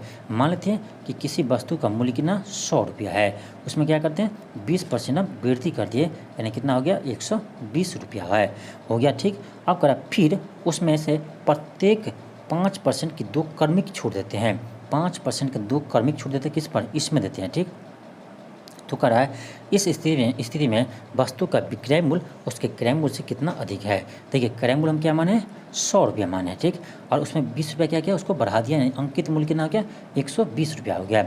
इसमें आपका 5% के 2 क्रमिक छूट देते हैं, तो -5 -5 5 25 प्लस बटे 100 हो जाएंगे, यानी आपका आ जाएगा कितना 25 चौका 100, आपका आ जाएगा कितना -10 प्लस 0.25। इसको कीजिएगा तो आपका -9.75 आ जाएंगे, 9.75, यानी आपका 2 क्रमिक छूट देने पर आपका इसका समतुल्य छूट कितना आया तो 9.7% आया, 9.75% आया। तो हम क्या करेंगे देखिए, तो 120 हुआ था इसका अंकित मूल्य, इसमें कितना छूट देना है तो 9.75% छूट देना है। तो यानी इसको बेचना कितना पर है, तो क्या करेंगे 100 में से हम क्या करेंगे 9.75% को माइनस कर देंगे। ठीक, ये आपका कितना आ जाएगा, ये आपका आ जाएगा यानी 120 गुने आपका आ जाएगा 90.25%। तो बट्टे क्या करेंगे 100 हुआ, अब इसको क्या करें पॉइंट को रहिए, फिर आपका 100 आएंगे। अब इसको सभी को क्या कीजिए कैलकुलेट कीजिए, तो आपको आ जाएगा 108.3 कितना आएगा 108.3 आ जाएंगे। यानी इसका क्रय मूल्य कितना था 100 था, उसको बेचे कितना में तो 108.3 में बेचे हैं, 108.3 बेचे, यानी कितना का लाभ हुआ है तो 8.3 का लाभ हुआ है। तो यानी आपका 8.3% हो जाएंगे, आपका ऑप्शन नंबर डी आ जाएंगे। यही कह रहा था कि क्रय मूल्य से विक्रय मूल्य कितना परसेंट अधिक है, तो क्रय मूल्य आपका 100 था, इसका विक्रय मूल्य आया 108.3, यानी कितना अधिक है तो 8.3% अधिक है, आपका ऑप्शन नंबर डी आ जाएंगे। नेक्स्ट है क्वेश्चन नंबर 103 है। क्वेश्चन है कि 2 ट्रेन जो समान चाल से विपरीत दिशा में चल रही है, यदि उसकी लंबाई 120 मीटर और 140 मीटर है और ये एक दूसरे को 10 सेकंड में पार कर लेती है, तो प्रत्येक ट्रेन की चाल ज्ञात करें। बहुत आसान क्वेश्चन है। ये आपका यानी समय हम निकालेंगे, यानी कितने समय में दोनों पार कर लेंगे, तो आपका हो जाएगा क्या L1 प्लस L2, और आपका एक दूसरे के विपरीत है, आपका स्पीड जो होगा V1 प्लस V2 हो जाएंगे। तो आपका देखिए समय कितना दिया है तो 10 सेकेंड दिया है, तो 10 हो जाएगा। आपका L1 कितना दिया है 120 दिया है, L2 आपका 140 दिया है, और दोनों का स्पीड सेम है तो V मान लेते हैं, तो V प्लस V हो जाएंगे। आपका कितना आ जाएगा तो 10 बराबर इस दोनों को जोड़िएगा तो आपका 260 आ जाएगा, बट्टे V प्लस V 2V हो जाएगा। आप यहाँ से काट दीजिए, 200 काट दीजिए, आपका 130 आ जाएंगे, 0 आपको यहाँ से काट दीजिए, आपका V आ जाएगा 13 मीटर पर सेकेंड आ जाएंगे। यानी आपका ऑप्शन नंबर क्या आ जाएगा ए आ जाएंगे, ऑप्शन आपका ए आ जाएंगे। नेक्स्ट आपका क्वेश्चन नंबर 104 है। क्वेश्चन है कि 2 संख्याओं का अनुपात 5:7 है, यदि उनका महत्तम समावर्तक 17 है तो संख्या ज्ञात करें। बहुत सिंपल है, देखिए महत्तम समावर्तक क्या है, देखिए ये आपका संख्या क्या है तो 5:7 है, उसको लिखना है क्या लिखेंगे 5x और 7x लिखेंगे। ठीक, अब देखिए कर उसका महत्तम समावर्तक कितना है 17 है। अब देखिए इस दोनों का एचसीएफ निकालिएगा तो क्या आएगा, दोनों का कॉमन होता है एचसीएफ। अब देखिए दोनों कॉमन क्या है आपका तो x ही कॉमन है, x ही आपका एचसीएफ है, यानी x का ही मान आपका कितना दिया है 17 दिया है। तो ये क्या है 5x है, ये आपका 7 है, x है, तो आपका x मान 17 गया, ये आपका आ जाएगा 5 गुने 17 और आपका आएगा 7 गुने 17, तो 17 पंचे 85 और आपका 17 सत्य हो जाएगा 119 हो जाएंगे, यानी 85,119 आ जाएंगे, यानी आपका ऑप्शन नंबर सी आ जाएंगे। नेक्स्ट आपका क्वेश्चन नंबर 105 है। क्वेश्चन कह रहा है कि एक कस्बे की जनसंख्या इतनी है, यदि प्रति वर्ष 4% की दर से बढ़ती है तो 2 वर्ष बाद उसकी जनसंख्या कितनी होगी। बहुत सिंपल है लेकिन थोड़ा सा कैलकुलेटिव है, इसको आपको कैलकुलेट आपको करना पड़ेगा। ये आपका जनसंख्या था, कह रहा 4% आपका वृद्धि होते हैं 2 साल में, तो 104/100, 104/100। आप क्या कीजिए, इस सभी को आप क्या कीजिए, कैलकुलेट कीजिए, आपका आंसर आ जाएंगे। इससे जब आप कैलकुलेट कीजिएगा तो आपका आंसर आ जाएंगे, आपका आंसर आ जाएगा ऑप्शन नंबर डी आ जाएंगे। इससे जब कैलकुलेट कीजिएगा आपका ऑप्शन नंबर डी आ जाएंगे। नेक्स्ट का क्वेश्चन आपका 106 है। अब देखिए इसको क्या करना है, तो उसको सरलीकरण करना है, यानी भिन्न के रूप में बदलना है, परिमेय संख्या में बदलना है। देखिए इसका 2 तरीका होता है बदलने का, जो आपको आसान लगता है उस तरीके से बनाइए। देखिए पहला ये है, क्या कीजिए इसमें क्या आप क्या कीजिए, देखिए 1.24 पे रेकरिंग है, तो आप क्या कीजिए 1 को 1 प्लस कर दीजिए, ठीक। 24 पर रेकरिंग है, 24 लिख लीजिए, और 24 पर रेकरिंग है तो जितने संख्या पर रेकरिंग होता है उतने 9 से हम डिवाइड करते हैं, तो 2 संख्या पर 2 9 से डिवाइड कर देंगे, ये आपका आ जाएगा। उसको क्या कीजिए एलसीएम कीजिए, क्या आएगा आपका, तो आ जाएगा 99 प्लस 24/99 आ जाएंगे। इससे आप क्या कीजिए ऐड कीजिए, 9 4 13, 9 2 11 1 12, यानी 123 आपका आएगा 99 आ जाएंगे। आप क्या कीजिए, तो 3 से काटिए, 3 चौक 12, 3 एकान 3, 3 तिया 9, 41/33 आ जाएगा, यानी आपका ऑप्शन नंबर डी आ जाएंगे, 41/33। ये आपका पहला तरीका है। दूसरा तरीका होता है क्या, तो जो भी संख्या लिखा हुआ उसको लिख लीजिए, ठीक, 1 to 4 पूरा को लिख लीजिए, ठीक। माइनस कीजिए, देखिए माइनस कीजिए आपका कि पॉइंट से पहले जितनी भी संख्या उसको माइनस कीजिए, तो 1 है तो 1 को माइनस कर दिए, बट्टी आपका जितने संख्या पर रेकरिंग है उतने 9 दीजिए, तो उतने 9 है, यानी 2 संख्या पर रेकरिंग है तो 2 9 देंगे। और आपका देखिए पॉइंट के बाद रेकरिंग से पहले जितनी संख्या है उतना 0 देते हैं, तो आप देख लीजिए पॉइंट के बाद रेकरिंग से पहले एक भी संख्या नहीं है तो 0 हम नहीं देंगे, तो आपका ये डायरेक्ट आ जाएगा कितना 123 आपका कितना आ जाएगा 99 आ जाएंगे। इससे भी आप 3 से जब काटिएगा तो आपका 41/33 आ जाएंगे, इन आपका ऑप्शन नंबर डी आ जाएंगे। नेक्स्ट होगा क्वेश्चन नंबर 107 है। क्वेश्चन है, कर किसी चतुर्भुज के विकर्ण की लंबाई 32 मीटर है और उसके 2 अंतः लंबों की लंबाई 6 और 10 मीटर है, तो चतुर्भुज का क्षेत्रफल ज्ञात कीजिए। बहुत ही आसान क्वेश्चन है। ये आपका कोई चतुर्भुज है, ये आपका एक विकर्ण दिया हुआ है, ठीक। इसका विकर्ण दिया कितना, ये आपका दिया है 32, और ये आपका ऊंचाई दिया कितना, तो 6 दिया है, और ये आपका ऊंचाई कितना दिया है, तो 10 मीटर दिया है, ठीक। अब देखिए कह रहा है इसका क्षेत्रफल निकालने के लिए क्या करेंगे, देखिए ये आपका एक ट्रायंगल हो गया, ठीक, और ये आपका ये दूसरा ट्रायंगल हो गया। दोनों क्या करेंगे, इसका भी क्षेत्रफल निकालेंगे और इसका भी क्षेत्रफल निकाल के दोनों को ऐड कर देंगे। देखिए आपका ट्रायंगल हो गया, इसका आधार ये क्या है, आधार आपका 32 है, ऊंचाई आपका 6 है, इसका आधार 32 है, इसका ऊंचाई 10 है। क्या करेंगे, तो होता है 1/2 आधार गुने ऊंचाई, तो आपका जो 32 गुने 6 हो जाएंगे, प्लस 1/2 आपका हो जाएगा, इसका आधार कितना है 32, इसका जो गुने 10 आ जाएंगे। 2 से काटिए, यहाँ आपका 3 आ जाएंगे, यहाँ 2 से काटिए आपका यहाँ 5 आ जाएंगे। आप क्या कीजिए 32 दोनों में कॉमन कीजिए, 32 हम कॉमन कर लेते हैं, तो 32 5 3 8 आ जाएंगे, ठीक। अब गुना कर दीजिए, 8 दूनी 16, 5 दिया, फिर 8 3 24, 1 25, यानी 256 आपका इसका आंसर आ जाएंगे। ऑप्शन आपका सी आ जाएंगे। नेक्स्ट होगा क्वेश्चन नंबर 108 है। क्वेश्चन है कि 51 आदमी एक कार्य को 12 दिन में पूरा कर सकते हैं। देखिए 51 व्यक्ति एक कार्य को 12 दिन में पूरा कर सकते हैं, तो कह रहा उस कार्य को शुरू करने के 4 दिन बाद 6 और आदमी उसके साथ कार्य में शामिल हो जाते हैं, तो कह रहा शेष कार्य को कितने दिन में पूरा करेंगे। बहुत ही अच्छा क्वेश्चन है और बहुत ही आपका शानदार क्वेश्चन है। देखिए कैसे बनाएंगे, देखिए 51 व्यक्ति आपको 12 दिन में पूरा करता है, तो आपका एक व्यक्ति कितना दिन करेंगे, तो 12 गुने 51 हो जाएगा, ठीक। इतना दिन में एक व्यक्ति करेंगे, ठीक। अब क्या करना है, ये आपका टोटल कार्य हो गया, ठीक। अब क्या करा कि 6 व्यक्ति शुरू के 4 दिन बाद 6 व्यक्ति और आते हैं, यानी 4 दिन तक आपका 51 व्यक्ति ही कार्य करते हैं, तो 51 गुने 4 हो जाएंगे, प्लस 6 और आ जाते हैं, तो आपका जगह क्या 51 + 6 आपका हो जाएगा 57। अब ये नहीं पता हमको कि कितना दिन और चलेगा, तो उसे मान लेते हैं x, ठीक। अब क्या मान लेते हैं, x मान लेते हैं। आप यहाँ से कैलकुलेट कीजिए, आप क्या कीजिए इसको इधर लाइए, ठीक। आपका आ जाएगा 51 गुने 4 है, यहाँ 51 गुने 12 है, आपका आ जाएगा 51 गुने 12 माइनस 51 गुने 4 बराबर आपका आ जाएगा 57 गुने x आ जाएंगे। इससे आप माइनस कीजिए, क्या कीजिए 51 को आप कॉमन लीजिए, थोड़ा सा दिमाग लगाइए। 51 को कॉमन लीजिएगा तो 12 में से 4 यानी 8 आ जाएगा। यहाँ आ जाएगा आपका कितना 57x आ जाएंगे। अब देखिए आपका 17 तिया 51 और आपका 17 तिया 51 और आपका आएगा 19 तिया 57। आपका आ जाएगा क्या, तो आपका आ जाएगा 17 गुने 8 बराबर 19x। यहाँ से x का माना जाएगा 17 गुने 8 बटे 19 आ जाएंगे। ठीक, 17 गुने 8 बटे 19 आ जाएंगे।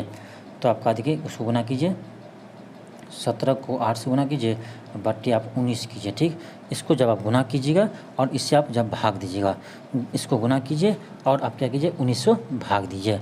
गुना करके आपको 19 से क्या करना है, भाग देना है। इसको गुना कीजिएगा तो आपको आ जाएगा 136। 136 में आप क्या कीजिएगा, 136 में आप 1900 भाग दीजिएगा।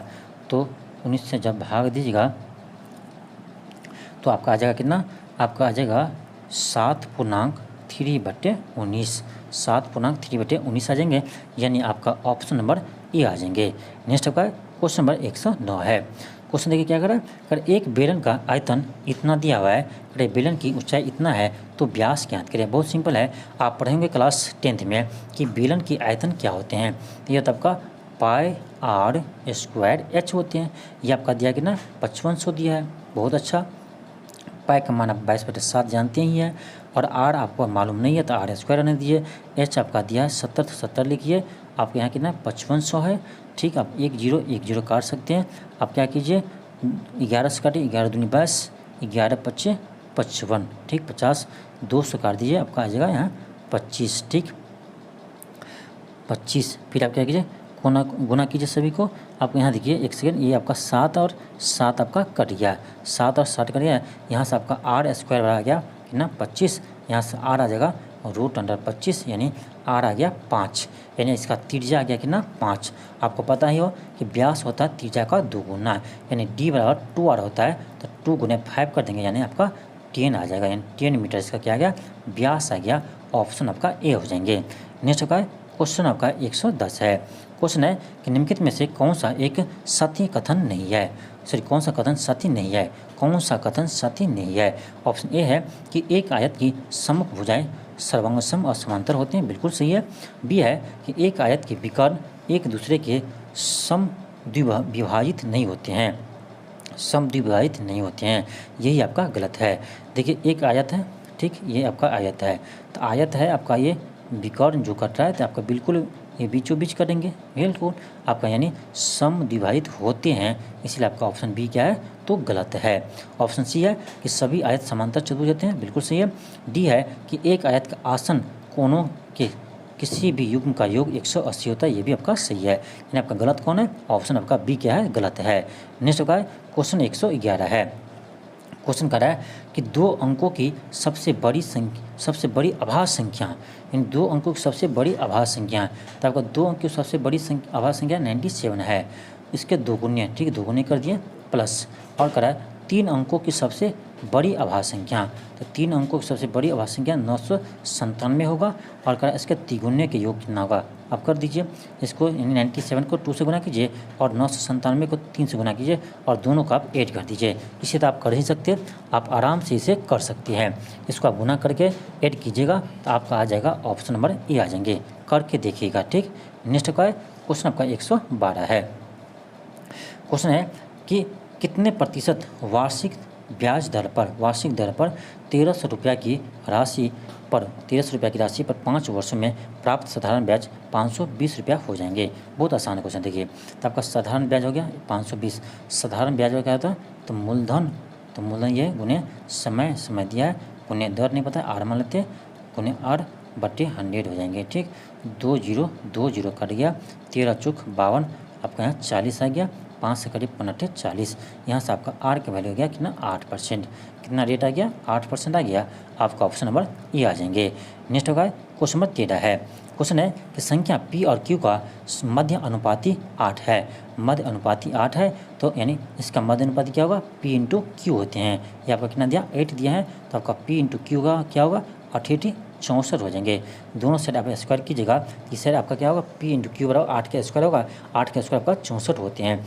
यानी आपका यहाँ से पी गुने क्यू कितना है, तो आपका 64 है।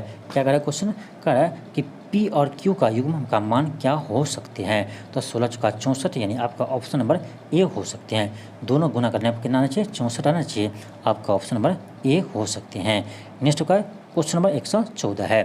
क्वेश्चन है कि 11 के प्रथम 12 गुणजों का औसत क्या होंगे। देखिए औसत क्या होता है, देखिए 11 का प्रथम 12 गुना चाहिए, यानी 11, 11 दूनी 22, 11 33, ऐसे करके कहाँ तक, तो 12, यानी 11 गुने 12 तक को क्या करना है, इसका आपका औसत निकालना है। औसत क्या होता है, तो सभी संख्याओं के योग बटे, यानी कुल संख्याओं के योग बटे कुल संख्या। कितना संख्या आपका, यहाँ 12 संख्या है। अब क्या कीजिए, देखिए इसको ऐड करने का सबसे आसान तरीका बताते हैं। क्या कीजिएगा, 11 क्या कीजिए, कॉमन कर लीजिए। आपका आ जाएगा 1 + 2 + 3, कहाँ तक आ जाएगा, 12 तक आ जाएंगे। बट्टे कितना है, 12 है। अब इसको ऐड करना तो आपको आता ही होगा। एन नेचुरल नंबर को हम कैसे ऐड करते हैं, इसका फार्मूला होता है आपका क्या, n इंटू एन प्लस 1/2। एन की जगह कितना आपका 12 है, तो 12 इंटू 12 + 1 यानी 13/2। ये आपका बटा 12 तो पहले से ही है आपका, ये 12 और 12 कट गया, आपका कितना आ जाएगा, तो 13 गुने 11 आ जाएंगे। क्या कीजिए, 11 को 13 से गुना कीजिए और बटे आप 2 कीजिए। 11 को 13 से गुना कीजिए। 11 को जब आप 13 से गुना कीजिएगा तो आपका आ जाएगा कितना, 143 आ जाएंगे। बटे आप 2 कीजिए, इसको डिवाइड कीजिएगा तो आपका आ जाएगा 71.5 आ जाएंगे। यानी आपका ऑप्शन नंबर सी आ जाएंगे। नेक्स्ट का क्वेश्चन नंबर क्या है, 115 है। ये तो बहुत ही आसान क्वेश्चन है। देखिए इसको कैसे करेंगे, आप देखिए रूट में देखिए कितने अंक के बाद पॉइंट है, 1 2 3 4 5 6, ऊपर में कितना 6, नीचे 1 2 3 4 5 6, यानी ऊपर में 6 अंक के बाद पॉइंट है, नीचे में भी आपका 6 अंक के बाद पॉइंट है। तो कोई टेंशन नहीं, पॉइंट उड़ेंगे तो सेम जीरो आपका ऊपर आएंगे, उतना ही जीरो आपका नीचे आएंगे, दोनों आपका कट जाएगा, टेंशन नहीं लेना। यानी हम इसको सीधे लिख सकते हैं, क्या इसे हम सीधे लिख सकते हैं, √625 बट्टे लिख सकते हैं 1225, ये लिख सकते हैं। आप देखिए इसका रूट क्या होगा, तो आपको इसका रूट निकालना चाहिए। इसका रूट आपको आ जाएगा कितना, 175। इसका रूट आ जाएगा कितना, 175, और इसका रूट कितना आ जाएगा, इसका रूट होता है आपका कितना, 35 होते हैं। आप दोनों को डिवाइड कीजिए, 5 से काटिए, आपको कर जाएंगे। यानी आपका आंसर इसका 5 आ जाएगा। ऑप्शन नंबर आपका डी आ जाएंगे। नेक्स्ट आपका क्वेश्चन नंबर 116 है। अब देखिए क्वेश्चन नंबर 116, यहाँ थोड़ा सा आपका मिस्टेक है, यहाँ आपका इसका स्क्वायर नहीं होगा, पूरा का स्क्वायर है, ठीक। 1 + 10 स्क्वायर का क्या है, होल स्क्वायर है, ठीक। यहाँ ध्यान दीजिए, यानी आपका यहाँ पर थोड़ा सा मिस्टेक है, ये आपका स्क्वायर नहीं है, यानी इसके पूरे का होल स्क्वायर है, ठीक। अब देखिए इसमें क्या है, इसका मान ज्ञात करिए। एक तरीका ये है कि आप इसका फार्मूला का यूज कीजिए, 1 + cot स्क्वायर होता है cosec स्क्वायर थीटा, ठीक। इसको यूज कीजिए तो इसमें आपको समय अधिक लगेंगे। लेकिन हमें क्या करना है, हमें तो कंपटीशन में बनाना है क्वेश्चन को ना, तो कम समय में बनाना है। अब देखिए इस क्वेश्चन को हम कम समय में कैसे बनाएंगे। देखिए बनने के लिए फार्मूला को भी यूज करेंगे तो बनेगा, लेकिन समय अधिक लगेंगे, ठीक। लेकिन हमें कम समय में बनाना है, तो क्या करेंगे, देखिए आपको एक चीज़ बताइए कि जो क्वेश्चन है इसका आंसर क्या है, तो अंक में दिया, ठीक। इसमें कहीं भी एक्स वाई है नहीं है, इसका मतलब है ये जो है ना एक्स से क्या है, इंडिपेंडेंट है। एक्स का मान ऐसे कुछ भी रख सकते हैं जिससे आपका आंसर इसका आ जाएगा, कुछ भी रखिए आपका सेम ही आएगा। तो हम 10 0 नहीं रख सकते क्योंकि आपका 10 0 तो आपका 10 0 आपका 0 आ जाएंगे, लेकिन cot 0 आपका अनडिफाइंड आ जाएंगे, इसलिए 0 नहीं रखेंगे। आप ऐसे रखिए जो दोनों में आपका क्या हो, दोनों इस पर डिफाइंड हो। एक्स मान आप क्या लिखिए, 45 रख लीजिए, ठीक। एक्स मान आप 45 डिग्री रख लिए, tan 45 का मान 1 होता है और cot 45 डिग्री का मान भी 1 ही होता है। अब देखिए सब जगह क्या कीजिए, एक्स जगह 45 डिग्री रख लीजिए। अब देखिए 1 बटे cot 45 मान कितना आता है, 1 होता है, 1 का स्क्वायर आपका 1 ही आएगा, ठीक। 1 का स्क्वायर 1 ही आएगा, और इसका भी क्या है 1 + 1, इसका भी क्या है स्क्वायर है, ठीक। यहाँ देखिए 10 स्क्वायर का मान कितना आएगा, 1 है, तो 1 की स्क्वायर प्लस 1 + 1, फिर इसका क्या है होल स्क्वायर, फिर आपका है 1 बटे 1 + 1। अब देखिए 1 + 1 यानी 2 हो गया, 2 का स्क्वायर 1/4 आ गया, 1/4 + 1/4 + 1/2, 1/4 क्या होता है, 1/2 होता है, तो 1/2 + 1/2 यानी आपका क्या आएगा, 1 आ जाएंगे इसका आंसर। अब देखिए 1 आ गया, आपका ऑप्शन नंबर बी आ जाएंगे। तो जब आप वैल्यू रखिए तो आपको जल्दी इसका आंसर आ गया, लेकिन अब इसको जब फार्मूला लगाते हैं आपको अधिक समय लगता है, तो समय को बर्बादी नहीं करना है, समय को बचत करना है। नेक्स्ट होगा क्वेश्चन नंबर 117 है। अब देखिए इसका क्या करना है, फैक्टर तोड़ना है। इसको आप फैक्टर तोड़िए, क्या आएगा, x² - 3x - 3x + 9 = 0। आप क्या आएगा, एक्स में कॉमन लीजिए, एक्स माइनस थ्री, यहाँ माइनस थ्री कॉमन लीजिए, एक्स माइनस थ्री बराबर जीरो। आपका आ जाएगा क्या, आ जाएगा x minus three into x minus three बराबर जीरो, यानी आपका आ जाएगा एक्स स्क्वायर नहीं, आपका आ जाएगा, उसको गुना कीजिए, एक्स माइनस थ्री है तो एक्स माइनस थ्री का होल स्क्वायर आ जाएंगे बराबर जीरो आ जाएंगे, यानी आपका ऑप्शन नंबर बी आ जाएंगे। ऐसे भी आप देख सकते हैं कि ये आपका क्या है, तो एक्स माइनस थ्री का क्या है, होल स्क्वायर है। तो ऐसे भी आप ऑप्शन से भी इसको बना सकते थे, यानी इसका आंसर क्या आएगा, ऑप्शन आपका बी आ जाएंगे। नेक्स्ट आपका क्वेश्चन नंबर 118 है। इसमें देखिए क्या दिया, इसमें आपका सिंपल है, देखिए क्या थ्री के power x minus two plus three के पावर एक्स बराबर इतना दिया है, ठीक। देखिए इसको क्या करेंगे, इसको हम लिख सकते हैं थ्री के पावर एक्स बटे थ्री के पावर टू। क्यों, आपको पता ही है ना कि भाग में पावर क्या होता है, घटता है, यानी हम इसको ऐसे लिख सकते हैं, ठीक। प्लस आपका क्या है, थ्री के पावर एक्स बराबर आपका 7290 दिया है। अब क्या कीजिए, यहाँ पर थ्री के पावर एक्स क्या कीजिए, कॉमन कीजिए, थ्री के पावर आप एक्स कॉमन कीजिएगा तो आपका आ जाएगा 1/9 प्लस 1 बराबर 7290। फिर आप क्या कीजिए, यहाँ पे एलसीएम कीजिए, यहाँ पे एलसीएम कीजिएगा, 9 1 10 बटे 9 बराबर 7290 जीरो जीरो आपका कर दीजिएगा। इस 9 को इधर ले जाइए तो आपका जाएगा थ्री के पावर एक्स बराबर 9 गुने 729। देखिए 9 को हम लिख सकते हैं थ्री का स्क्वायर, और 729 को हम लिख सकते हैं थ्री के पावर सिक्स। थ्री की पावर सिक्स कीजिएगा, आपको 729 आ जाएंगे। अब यहाँ क्या है, थ्री की पावर एक्स है, आपको पता ही है गुना में पावर क्या होता है, जुटता है। यदि आपका बेस सेम हो तो गुना में पावर जुट जाते हैं। तो आपका आ जाएगा थ्री की पावर एक्स बराबर थ्री की पावर 6 2 8 आ जाएगा। अब देखिए आपका दोनों साइड क्या है, बेस सेम है तो पावर भी आपका क्या होगा, सेम होगा। यहाँ से आपका एक्स समान क्या आएगा, 8 आ जाएंगे, यानी आपका ऑप्शन नंबर ए आ जाएंगे। नेक्स्ट होगा क्वेश्चन नंबर 119 है। क्वेश्चन आपका 119 है। क्वेश्चन देखिए, क्वेश्चन आपका है कि एक दो अंकीय संख्या के अंकों का योग क्या है, 9 है। अब देखिए ऐसा क्वेश्चन जब भी आपको आए आप ऑप्शन से बनाइएगा, कितना भी लेंदी रहेगा आपको ऑप्शन से तुरंत बन जाएगा क्वेश्चन। आप ऐसे बनाइएगा तो आपको इक्वेशन आएगा, फिर सॉल्व करते रहिएगा, आपको समय ज़्यादा लगेंगे। क्या करना है, ऑप्शन से बनाना है। कैसे बनाएंगे देखिए, देखिए क्वेश्चन क्या है, कह रहा है एक दो अंकीय संख्याओं का योग क्या है, 9 है। अब देखिए दो अंक की संख्या उसके योग क्या है, 9 है। देखिए 8 1 9 यहाँ भी है, 5 4 9 यहाँ भी है, 7 2 9 यहाँ भी है, 6 3 9 आपका, यानी सब जगह आपका है, यानी चारों यहाँ पर सर्टिफाई कर रहा है, यानी इससे तो आपको बनेगा नहीं। आगे देखिए क्या कर रहा है, यदि इस संख्या का मान इसके इकाई अंक के 5 गुने से 6 अधिक है, यानी वो संख्या जो है उसके इकाई अंक में 5 गुने से 6 अधिक करते तो वो संख्या आ जाता है। अब देखिए ऑप्शन ए को चेक कीजिए, इसका एक क्या है, 8 है, तो 8 को गुना कीजिए 5 से, इसमें 6 को जोड़िए, 8 5 40 और 46, क्या 46 है, नहीं 18 है, यानी आपका ये तो गलत है। बी को चेक कीजिए, क्या है, इकाई क्या 5 है, 5 को 5 से मल्टीप्लाई कीजिए, प्लस 6 कीजिए, 5 से 25 6 31 है, क्या 31 है, यहाँ पर नहीं 45 है, ये भी आपका क्या है, गलत है, ये भी गलत है आपका। इसको चेक कीजिए, क्या इकाई 7 है, 7 को गुना कीजिए, 7 5 35 प्लस 7 5 35 प्लस 6, 35 प्लस 6 यानी आपका क्या हो गया, 41 हो गया, क्या 41 है, नहीं है, कितना 27, ये भी आपका सही नहीं है। इसको चेक कीजिए, इसका इकाई कितना 6 है, तो 6 को 5 से गुना कीजिए, प्लस 6 कीजिए, 6 5 30 प्लस 6 यानी क्या 36 नहीं है, बिल्कुल 36 है, यहाँ भी कितना 36 है, यानी आपका ऑप्शन नंबर डी क्या है, तो इसको सर्टिफाई कर रहा है, इसलिए आपका आंसर क्या होगा, डी हो जाएंगे। तो ऐसे ही आप क्या कीजिएगा, ऑप्शन से ऐसे क्वेश्चन को बनाइएगा, आपको जल्द ही क्वेश्चन बन जाएंगे। नेक्स्ट है क्वेश्चन नंबर 120 है, और यह क्वेश्चन आपका आज का लास्ट क्वेश्चन है।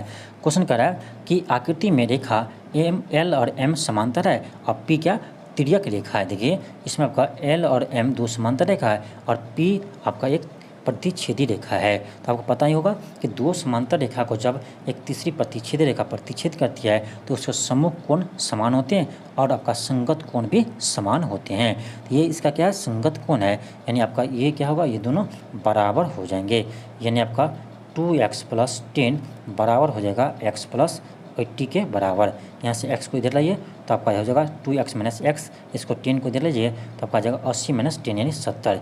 यहाँ से आपका x मान क्या आ गया, तो 70 आ गया, x मान क्या आ गया, 70 आ गया। क्वेश्चन क्या कर रहा था, तो क्वेश्चन कर रहा था कि कोण 1 का माप ज्ञात कीजिए, यानी कोण इस कोण को निकालना है। तो आपका इसका सम्मुख क्या है ना, ये है, यानी इसके बराबर ही होगा, यानी इसको ही निकाल दीजिए। तो आपका x + 80 निकालना है, x मान आपका 70 आया है, तो 70 में 80 को जोड़ दीजिए, आपको आ जाएगा ना 150 डिग्री आ जाएंगे, यानी इसका कोण 1 का मान आपका 150 डिग्री आ जाएगा, यानी आपका 1 आ जाएंगे। तो ये था आपका यानी न्यू प्रैक्टिस सेट नंबर 1।